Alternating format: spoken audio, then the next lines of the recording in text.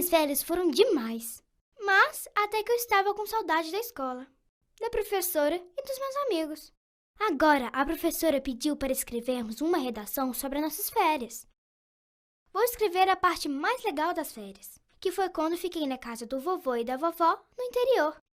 Nessas férias, fiquei uma semana na casa do vovô e da vovó. Eles são muito inteligentes e me ensinaram muitas coisas. Logo, quando eu cheguei à casa deles, o vovô me perguntou se eu já conhecia os ângulos e se eu já estava craque nesse assunto. Eu respondi que já tinha tido essa aula, mas que não estava muito craque no assunto. Então, ele disse que iria me ajudar.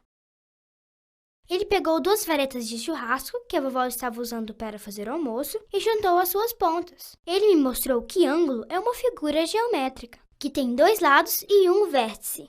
E me mostrou que a abertura do ângulo pode aumentar e diminuir.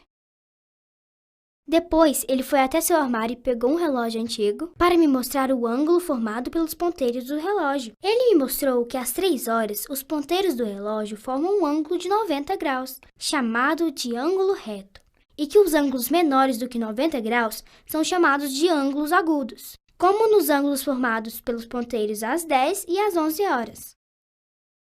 Depois, o vovô alinhou os ponteiros para 6 horas e formou um ângulo de 180 graus, chamado ângulo raso. Os ângulos formados pelos ponteiros às 4 e às 5 horas tinham abertura maior do que o ângulo reto e menor do que o ângulo raso. Eles são chamados de ângulos obtusos. O vovô aproveitou que ele estava reformando a casa e foi me ensinar a identificar os ângulos. Olhamos para a reforma do telhado e logo identifiquei um ângulo reto. O vovô pediu para eu classificar outro ângulo. Identifiquei um ângulo agudo. Neste caso, como o ângulo media metade de um ângulo reto, a sua medida era de 45 graus.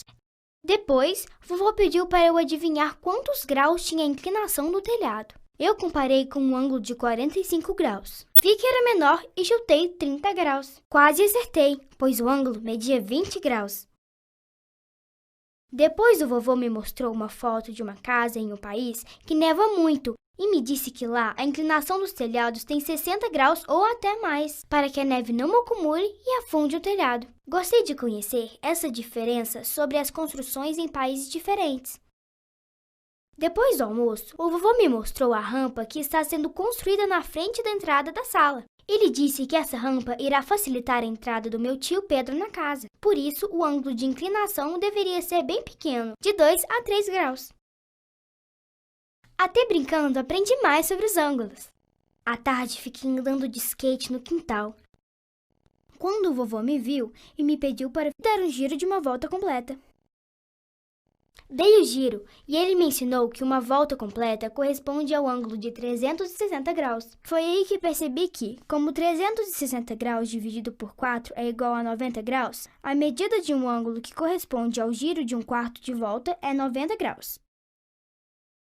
Assim, consegui entender que a medida do ângulo que corresponde ao giro de meia volta é 180 graus e que a medida do ângulo que corresponde ao giro de 3 quartos de volta é 270 graus. Puxa, gostei muito dessas férias. Quando eu crescer, quero ser igual ao vovô, bem inteligente.